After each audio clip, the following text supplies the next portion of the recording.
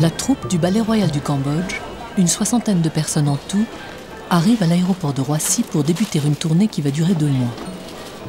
Pour la plupart de ces jeunes femmes khmères, il s'agit d'un premier voyage en Europe, une aventure qu'elles vont vivre avec beaucoup d'étonnement. Cette tournée a pu être organisée grâce en grande partie à l'enthousiasme et à l'entêtement d'un Français, Didier Vuillecot. 15, il en manque 2. Il en manque 2. Moi, j'ai découvert le Cambodge en 1996. Donc, je suis animé, on va dire, de la foi du Béotien. C'est les enthousiasmes les plus contagieux.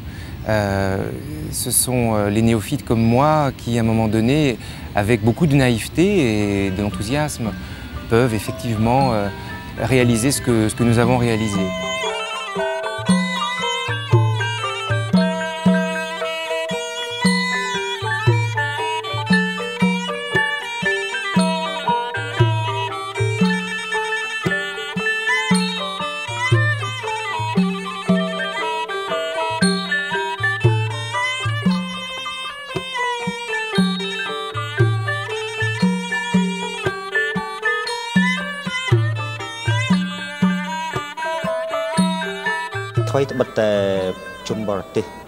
Même si le spectateur étranger ne connaît rien à l'histoire khmère et à la signification gestuelle des danses du ballet royal, il reste néanmoins fasciné par sa technique superbe. Les costumes, les chants de la chorale, la ferveur des danseuses et les reflets de lumière le séduisent. La combinaison de tous ces éléments produit un effet hypnotique qui fait que le spectateur non averti est sous le charme et trouve ce spectacle beau et original.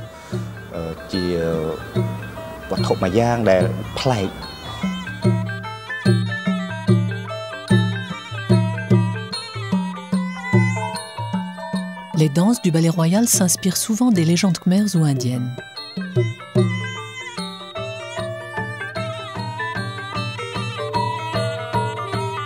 Le prince Worchung, par exemple, est un personnage important du panthéon bouddhiste. Bon et loyal, il danse pour montrer qu'il est le fidèle protecteur de son peuple. Dans la danse classique, à l'exception des singes, tous les rôles masculins sont tenus par des femmes.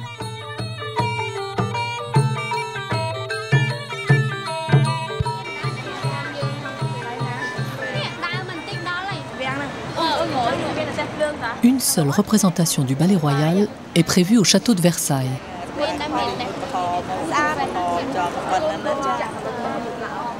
Elle sera donnée dans le théâtre de l'Opéra de Versailles, achevé en 1770 pour le mariage du futur Louis XVI avec Marie-Antoinette. Pour les jeunes danseuses, il s'agit d'une journée un peu particulière.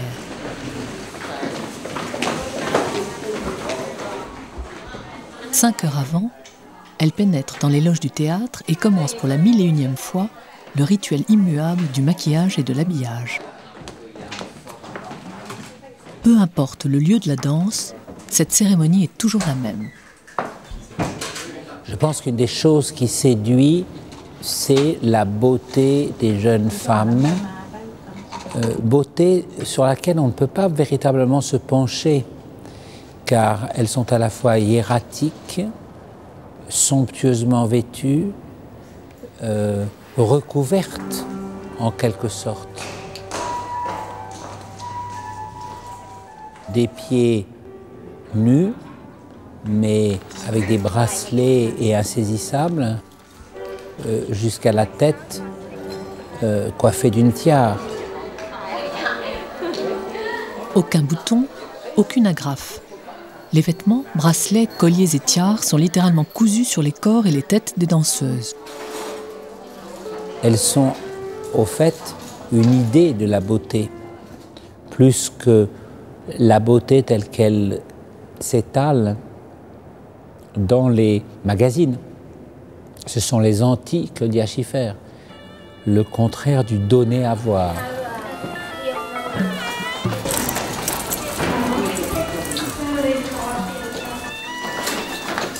La beauté est quelque chose qui est inhérente à l'œuvre d'art. Et même lorsque l'œuvre d'art, je prends un classique comme Goya, exploite l'horreur, ou Jérôme Bosch dans les Diables, c'est quand même la beauté. Je crois que la beauté est quelque chose qui dépasse le joli, mais la beauté est terrifiante.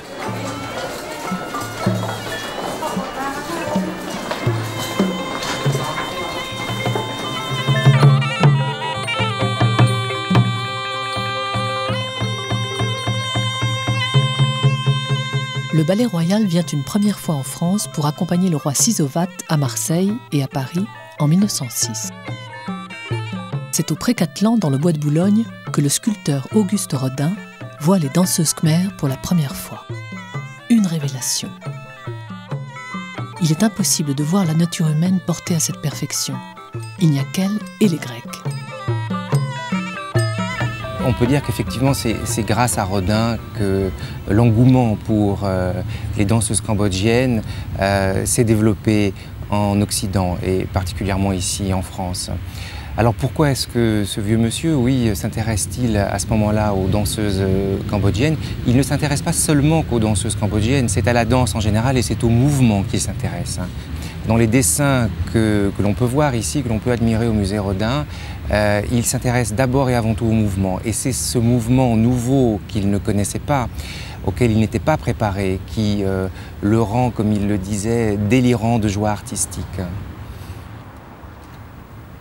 Ce qui est intéressant de noter dans les dessins de Rodin, c'est qu'on ne voit aucun bijou, aucune parure, aucune coiffe et aucun costume.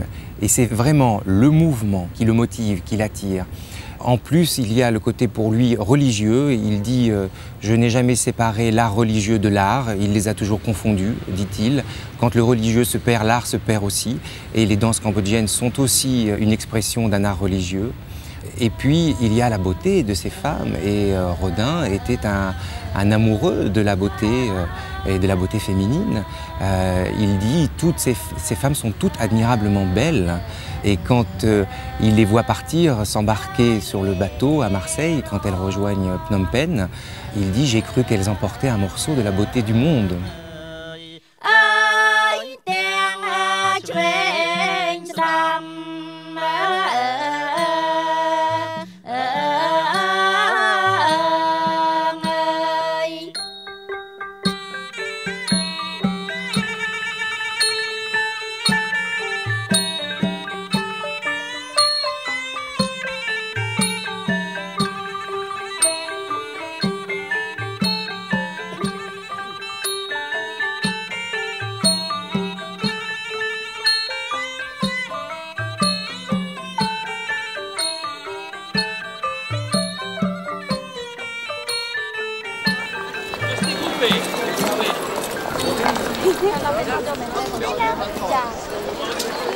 Le Ballet Royal profite du voyage en France pour soigner son image de marque et organise une séance de photos dans la grande cour de Versailles. Une occasion qu'il ne faut surtout pas rater.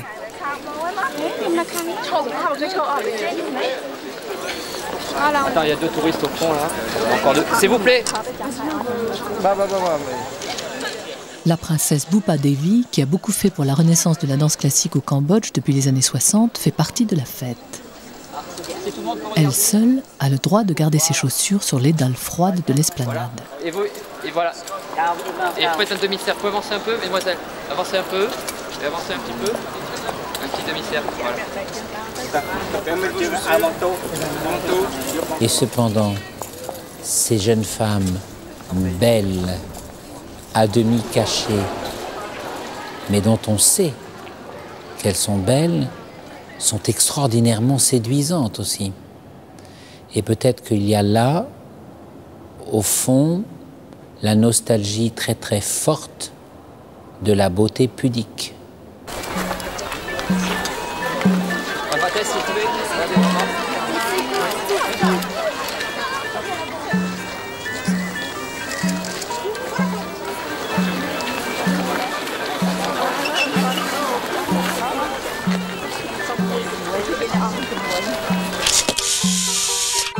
Avant chaque spectacle, il faut une répétition pour bien marquer la position de chaque danseuse sur scène.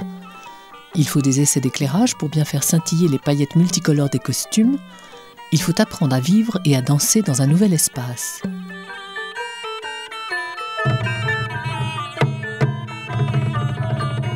Les jeunes femmes khmères ne semblent pas trop impressionnées par les boiseries et les dorures de l'Opéra de Versailles. Il faut dire qu'elles ont souvent dansé dans le cadre plus grandiose d'Angkor lors des festivités annuelles.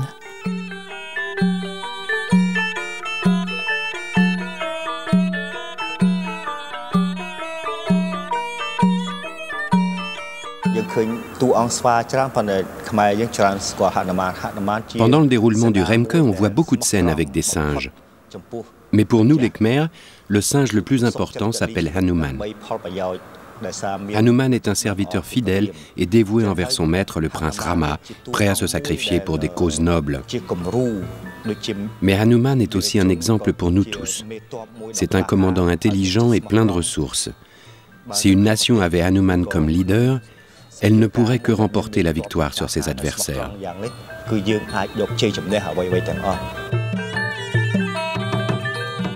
Le Rimker n'est autre que la version cambodgienne du Ramayana indien. Composée en sanskrit 300 ans après Jésus-Christ, cette épopée se compose de 7 livres et de 24 000 strophes qui racontent la vie et les aventures du prince Rama.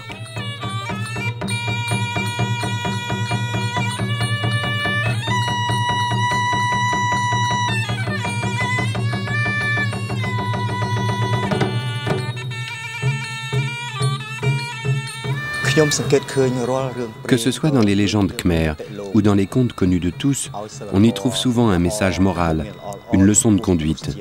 On parle du bien et du mal. Par exemple, dans l'histoire de Remke, dont nous aimons tout particulièrement donner des extraits, nous jouons la scène où le prince Rama s'exile volontairement. Il cherche à soulever une armée pour capturer le méchant géant Rip et récupérer la belle princesse, sa femme, Sita. Cette séquence montre la sagesse du prince Rama et nous donne l'exemple à suivre. Lui, le roi absolu, ne tient pas à garder le pouvoir à tout prix. Il préfère s'exiler dans la forêt. Il écoute la vie de son peuple, il fait abstraction de ses sentiments personnels et évite ainsi une guerre civile.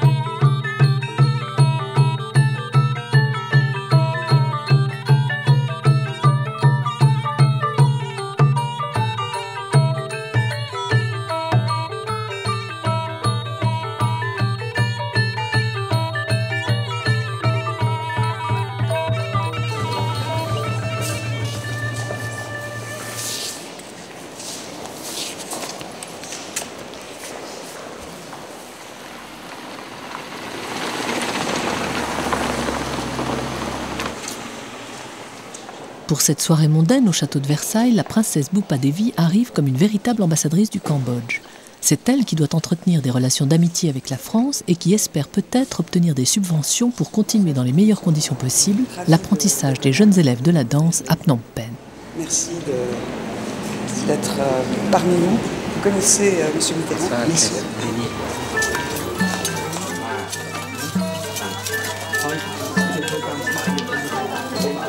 Pendant ce temps-là, les danseuses khmères, elles, maquillées et habillées, font leurs derniers exercices d'échauffement des articulations de mains et de pieds.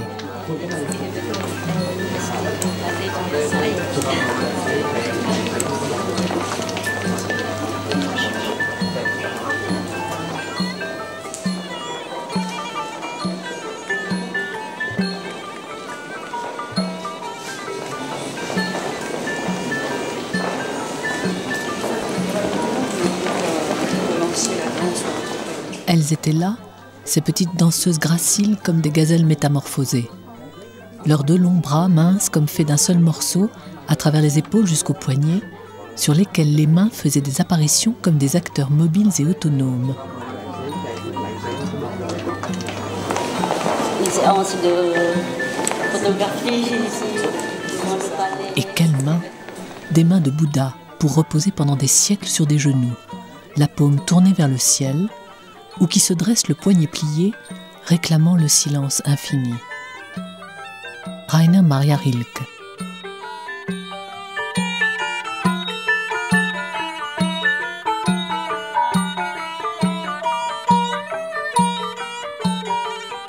La reine des sirènes fait appel à ces sirènes pour enlever les pierres d'un pont construit par les singes. Mais ce pont est indispensable pour que l'armée du prince Rama puisse traverser la mer, se rendre dans l'île de Lanka et livrer bataille avec le géant Rip.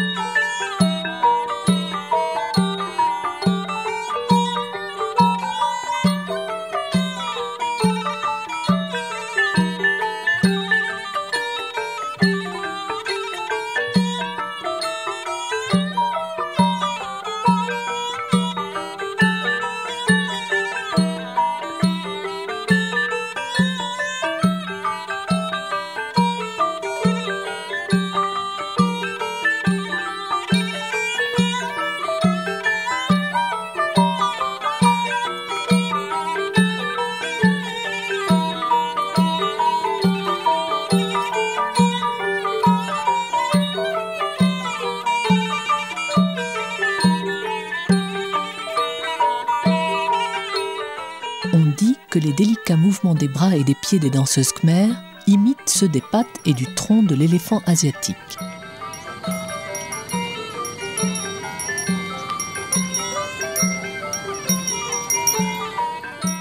En tout cas, un bel éléphant en bronze est bien le gardien de l'école de danse de l'Université royale de Phnom Penh, une école où 400 jeunes élèves font leurs exercices et leur apprentissage de la danse classique tous les jours, de 7h à midi.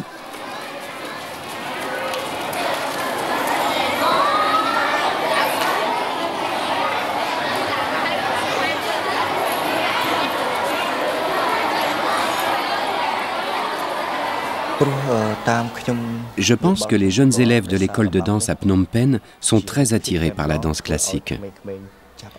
Au début, ils sont tout simplement émerveillés par la richesse et le scintillement des costumes.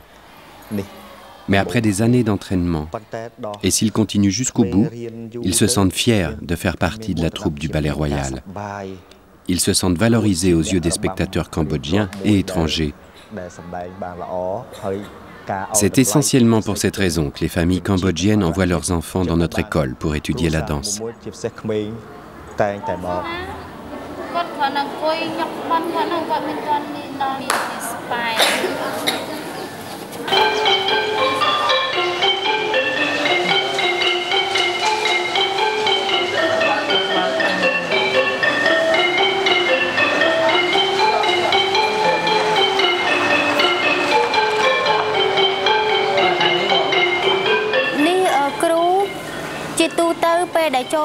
Les professeurs doivent être sévères, mais attentifs auprès des élèves et surtout à l'égard de ceux qui sont distraits. Pour arriver à obtenir le titre de première danseuse, j'ai dû travailler pendant de longues années. Il faut beaucoup de patience et de discipline pour progresser dans cet art.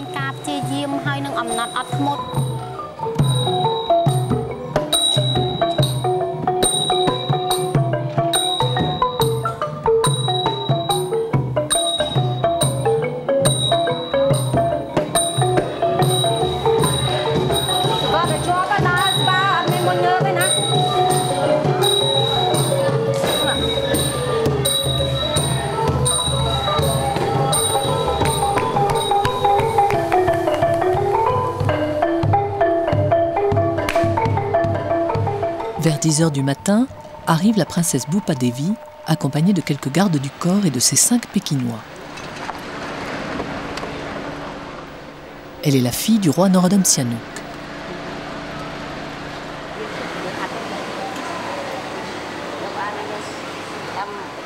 Ancienne première danseuse, la princesse Bhupa Devi est un véritable pilier de cette institution qu'elle soutient sans réserve.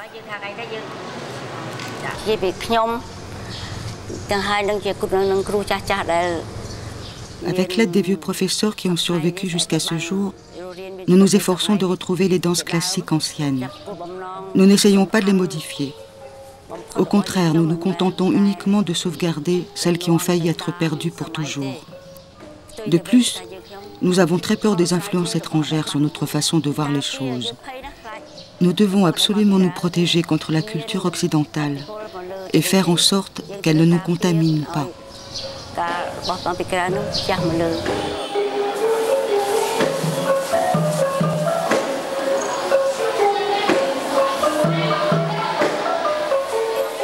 Au Cambodge, et à la différence des autres pays asiatiques, on respecte et on aime beaucoup le singe, même le singe ordinaire. Très souvent ailleurs, on considère que le singe est un animal stupide. Mais ici, le singe est considéré comme quelqu'un, presque un être humain, qui possède ses propres qualités. Par exemple, on le trouve intelligent, malicieux et surtout courageux.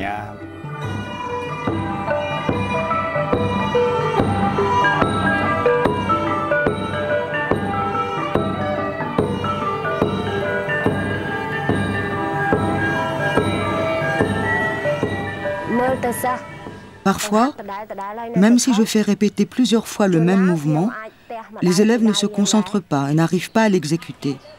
Alors, à ce moment-là, je me fâche, je ne me contrôle plus et il m'arrive de les frapper, de leur donner des coups. Tout de suite après, je réexplique ce qu'il faut faire. Puis à la fin de la matinée, quand la leçon est terminée, nous faisons une petite réunion. Au moins, j'essaie de comprendre pourquoi elles ont eu un problème.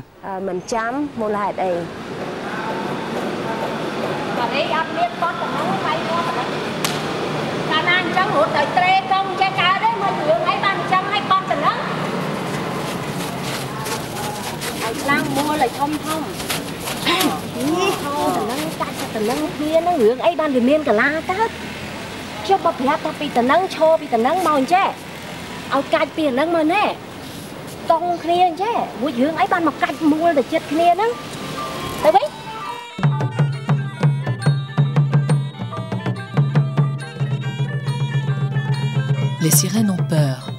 Elles entendent l'arrivée de l'armée des singes.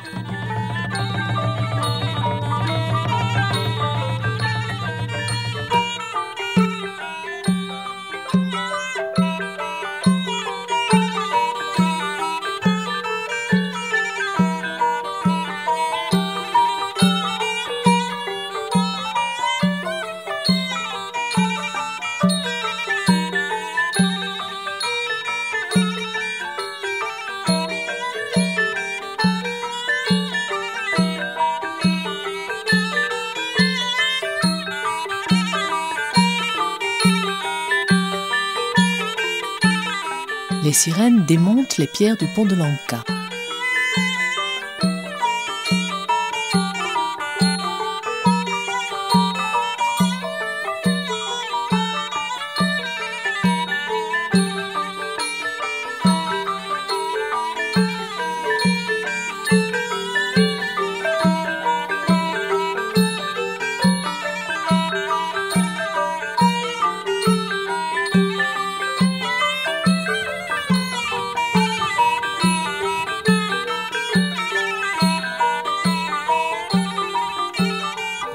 Les singes capturent les sirènes.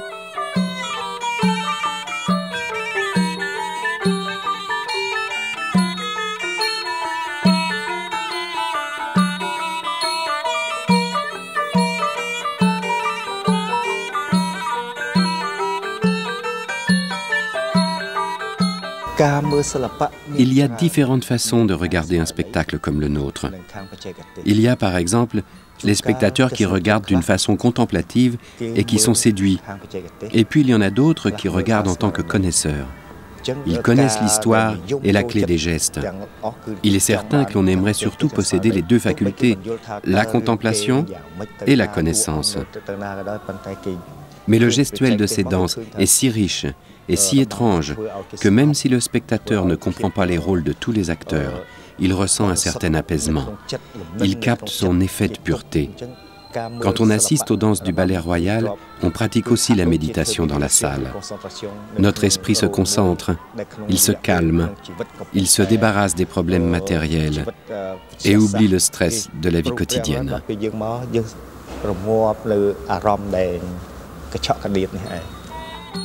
Hanuman doit séduire la reine des sirènes. C'est le point final de sa stratégie qui n'a qu'un but, l'empêcher d'avoir envie de détruire le pont de Lanka.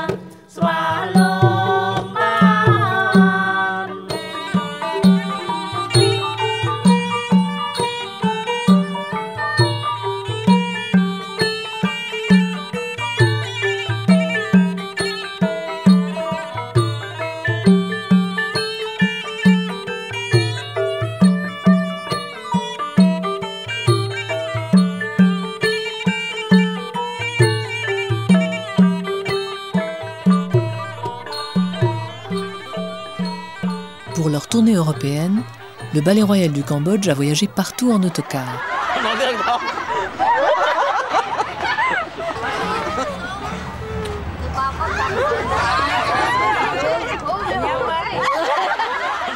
Il y a eu des scènes de joie, parfois de tristesse. Aujourd'hui, c'est le jour triste et aussi c'est le jour heureux. Au nom de troupe de Ballet Royal, on vous remercie beaucoup. Par exemple, ce matin, lors de la cérémonie d'adieu pour un des chauffeurs français qui devait quitter l'autocar des Cambodgiennes pour reprendre un autre travail. Qui a passé avec nous à peu près un mois, presque plus d'un mois déjà. Un mini-drame. Donc aujourd'hui, nous avons juste le cœur pour vous et un tout petit souvenir qui date, voilà. C'est quelque chose qui exprime le Cambodge, notre pays, pour vous attacher dans la maison et pour faire le mémoire entre vous et nous.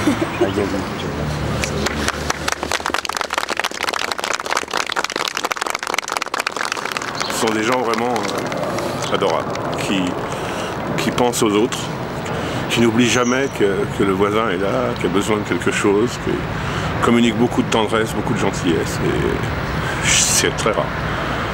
Très rare. Et puis bon, il y a un climat qui s'est installé entre nous et dès la première semaine, on m'appelait papa.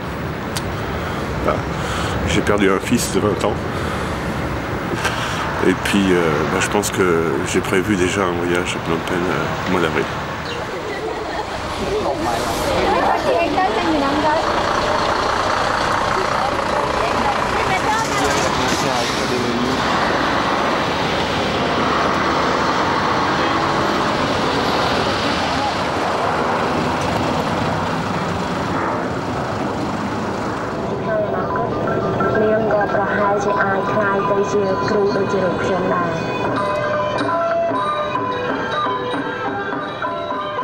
Mois de décembre, 2 mois plus tard.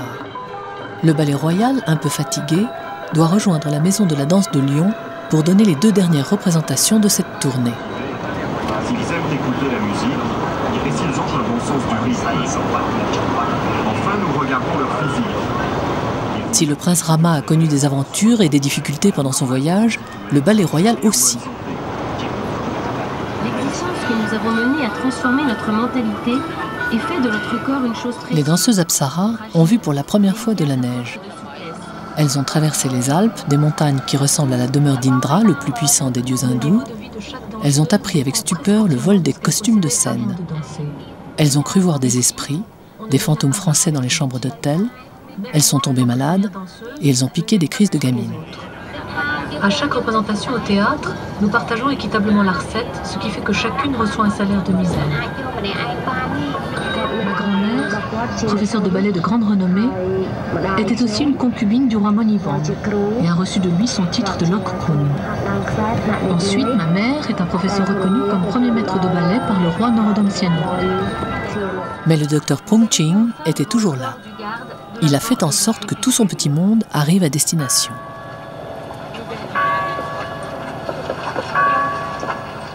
Elles sont venues très peu de fois en France. Depuis le début du siècle, c'était la 6e fois qu'elles sortaient du pays. Donc leur présence est rare et chacun sait au fond de lui-même quelque chose qu'il est impossible de décrire autrement que par « nous allons voir un spectacle extraordinaire ». Nous allons voir un spectacle qui vient de la nuit des temps et qui s'est transmis jusqu'à nous.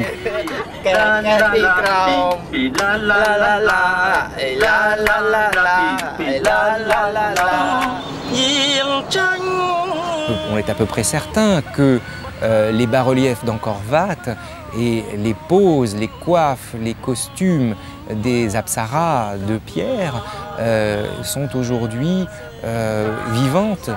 Et que les apsaras de chair que l'on peut voir sur les scènes nous sont en quelque sorte comme si aujourd'hui les vitraux de nos cathédrales se mettaient à vivre devant nous une véritable scène antique. La grande bataille entre l'armée des singes, les forces du prince Rama et celle de l'ogre Rip peut enfin commencer. Symboliquement, les forces du bien contre les forces du mal.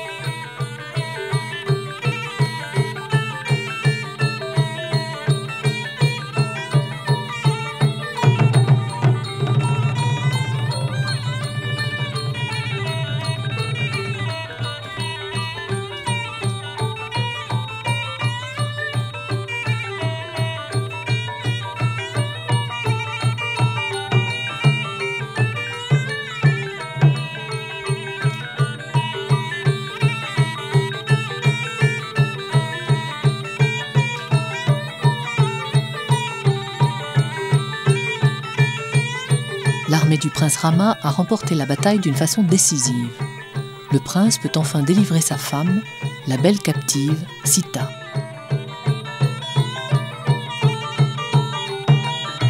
Il y a profondément quelque chose d'authentique, il y a une vérité totale, humaine, et il y a des moments où ce ballet retrouve l'universel. Il y a des ballets ethniques, folkloriques, on dit ça c'est tel pays, tel pays, tel pays.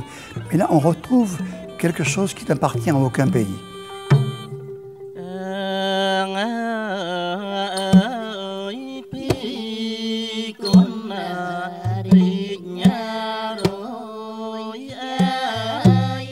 C'est une forme, effectivement, une technique de danse qui peut pousser à l'extrême, c'est-à-dire qu'on a pratiquement l'impression d'une immobilité. Ce serait du cinéma image par image, pratiquement. Chaque position doit être esquissée, montrée, retenue et enchaînée l'espace d'un instant, le temps qu'on l'admire et qu'on la regrette.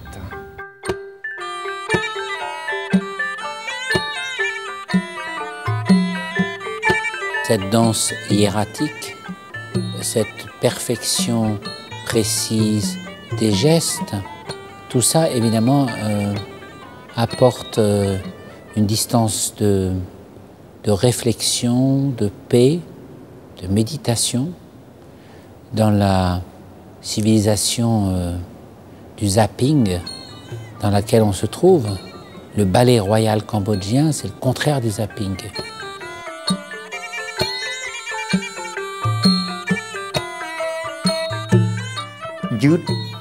Un spectacle où tout va vite peut avoir des qualités, mais un spectacle où tout se passe lentement peut nous apprendre certaines choses sur la vie.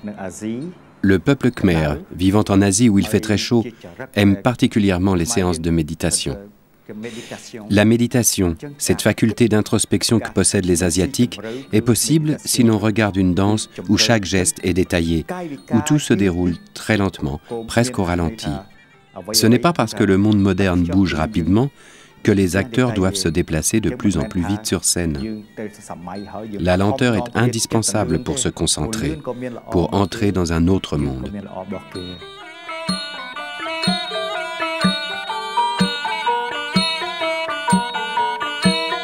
C'est vrai que la lenteur est facilement hypnotique. C'est vrai que les mouvements répétitifs qui reviennent avec la même modulation, sur la même musique, c'est vrai qu'il y a une fascination qui nous dépayse. Il faut entrer dans la lenteur. Ça prend du temps. Je crois que les 10 premières minutes, le premier quart d'heure, les gens disent « bon, ben, il ne se passe rien ». Et puis tout d'un coup, on voit qu'il se passe beaucoup de choses.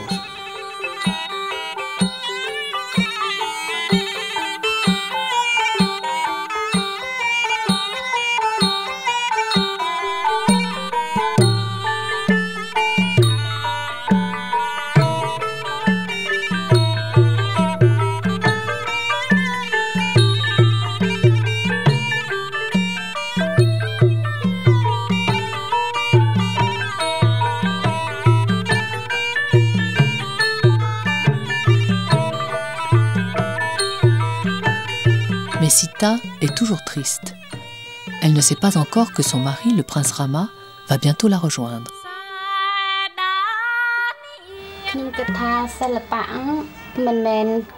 Dans la danse classique, il n'y a pas que la beauté qui compte. Il y a tout un ensemble de facteurs qu'il faut prendre en compte. Si la fille est belle mais qu'elle ne danse pas bien, cela n'ira pas. Et vice-versa. Je pense donc que les critères de beauté et de bonne technique sont complémentaires.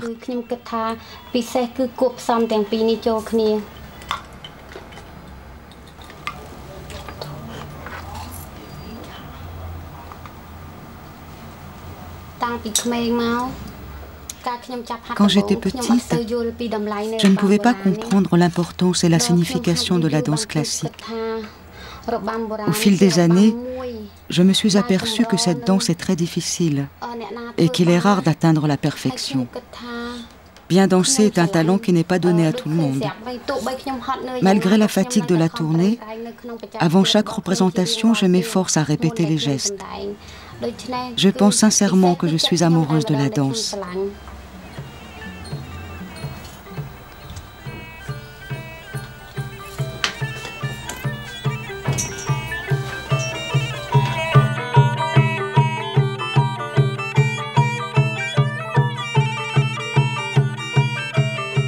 Le prince Rama retrouve enfin sa bien-aimée, Sita.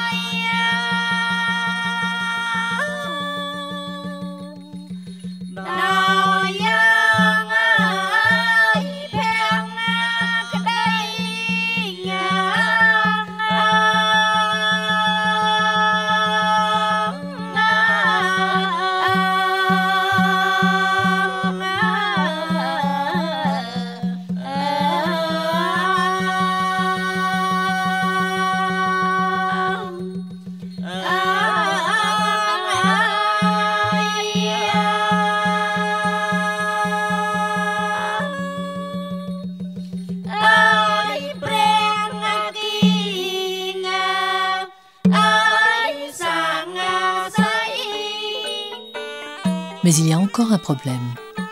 Le prince Rama, jaloux, ne peut admettre que sa femme ait été fidèle pendant ces longues années de captivité chez Rip. Pour prouver sa loyauté, Sita se croit obligée de subir l'épreuve du feu. Si elle sort vivante des flammes, elle donne la preuve d'une manière irréfutable qu'elle est innocente et dit la vérité. Le personnage de Sita symbolise la femme fidèle et loyale. Elle possède aussi bien la beauté physique que la beauté intérieure. Elle représente un modèle de conduite qui doit être suivi par toutes les jeunes filles et surtout les jeunes filles khmères. Malgré les intimidations, les peines infligées par l'ogre Rip et la séquestration qu'elle a dû subir pendant de longues années, Sita a toujours su rester fidèle à son mari. Dans la vie de tous les jours, il est difficile de rester fidèle et sincère. Mais à la longue, la fidélité et la sincérité sont toujours récompensées.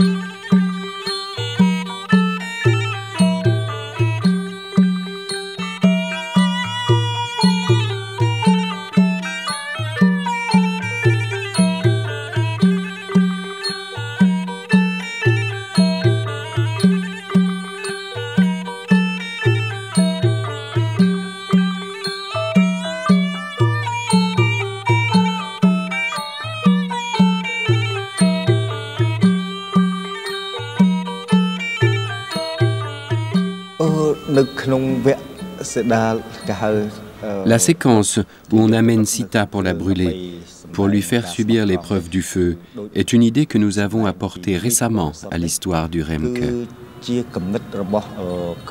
Elle est dans la tradition khmère où il est dit que la vérité finit toujours par éclater. On ne peut ni la cacher, ni la nier très longtemps.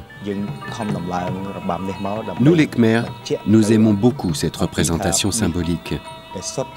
La pureté et la fidélité, comme l'or pur, ne craignent pas le châtiment du feu.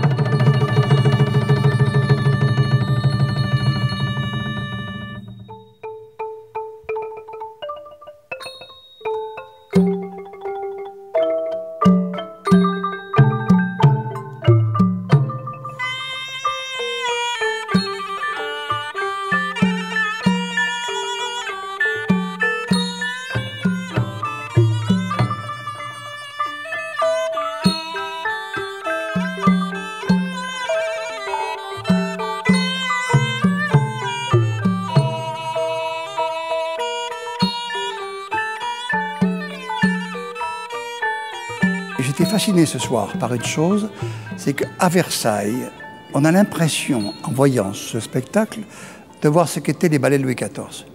Ce grand rituel, cette lenteur aristocratique avec un grand sens du spirituel. Et je trouve qu'on voit que les cultures, à certains niveaux, se retrouvent et se mélangent. Et j'étais surpris de voir qu'avec le drame qu'a vécu le Cambodge, ce drame horrible, il garde une telle authenticité, une telle vérité intérieure et un tel travail sur les choses minimalistes.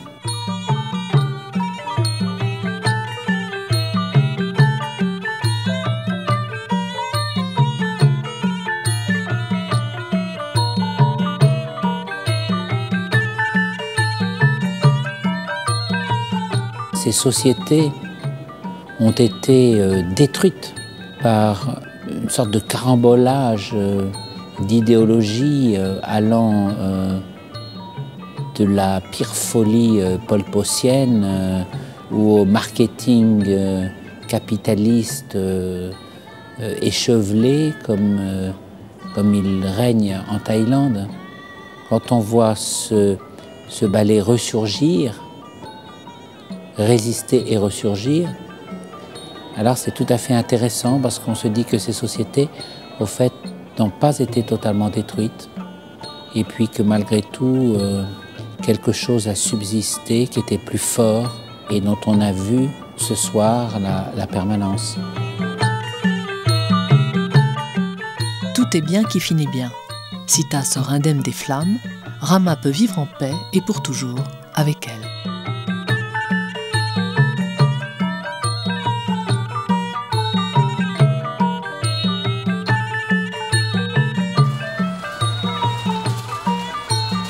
Les jeunes femmes du Ballet Royal gagnent à peine 20 $ par mois quand elles sont au Cambodge et un peu plus lorsqu'elles voyagent à l'étranger. Comment survivre? Une visite au plus grand supermarché de Lyon est pour elles comme entrer dans la caverne d'Ali Baba. Une caverne où elles ne peuvent se permettre d'acheter que le strict nécessaire.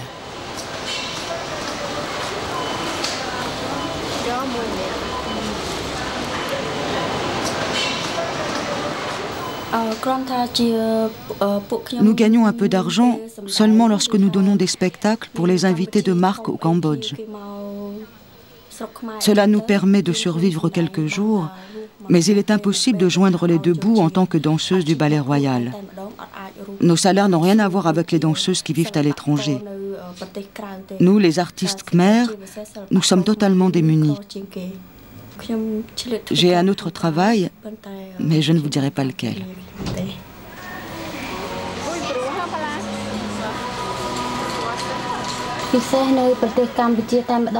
Au Cambodge, je rencontre beaucoup de problèmes financiers. Pour parler salaire en tant que première danseuse de rôle féminin, je ne gagne que 20 $ par mois. Alors il m'arrive parfois, si les gens me le demandent, d'écrire des lettres ou des documents. Je rédige des textes et c'est grâce à ce travail supplémentaire que j'arrive à m'en sortir. Mais si je devais compter uniquement sur mon salaire, cela serait très dur, voire impossible.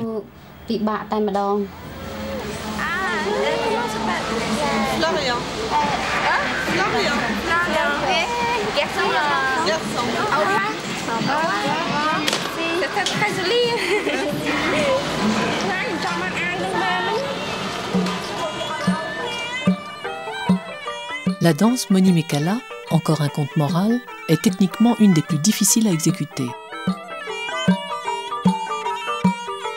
Sam Satya, qui joue le rôle de la déesse, est extraordinaire de souplesse et de finesse.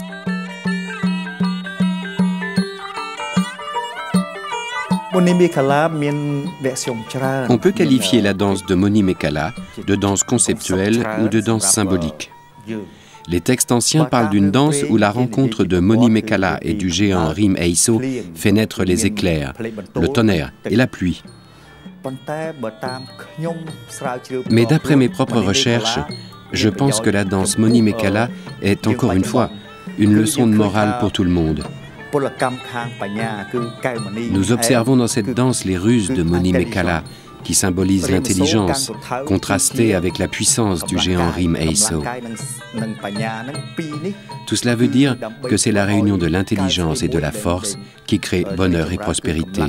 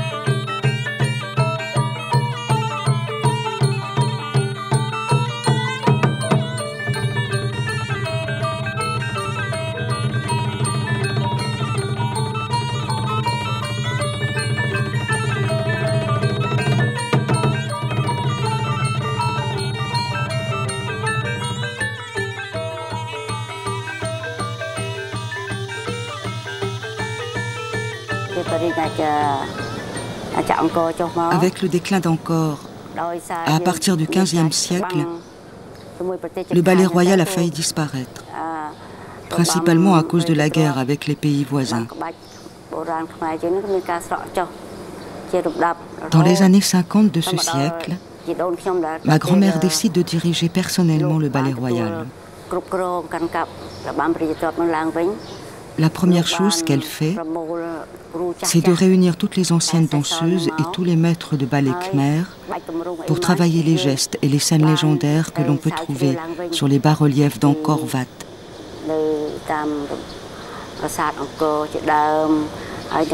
Aujourd'hui, nous devons continuer son œuvre avec les professeurs qui sont encore en vie et faire en sorte que le ballet royal khmer retrouve son éclat d'antan.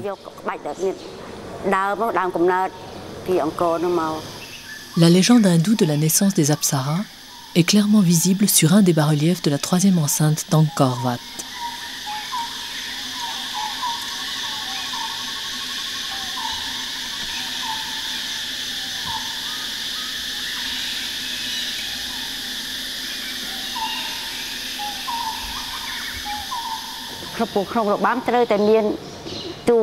En général, dans la danse, il faut toujours qu'il y ait une meneuse, une première danseuse qui entraîne les autres. Il faut donc former cette personne pour qu'elle puisse apprendre le rôle de première danseuse. J'ai été moi-même danseuse étoile et j'ai assumé le rôle de première danseuse Apsara. Il est donc de mon devoir aujourd'hui de transmettre mon savoir à celle qui va me succéder.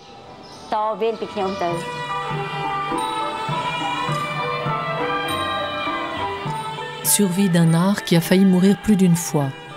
Le ballet royal du Cambodge nous communique encore aujourd'hui ses qualités magiques.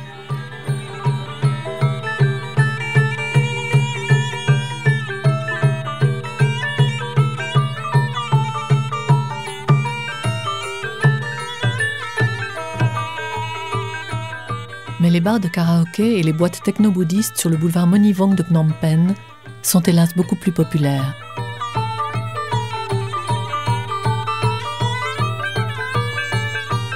Ces deux mondes pourront-ils encore coexister longtemps? Y aura-t-il toujours quelqu'un comme Prung Ching ou la princesse Bupa Devi pour se battre et imposer les danses classiques?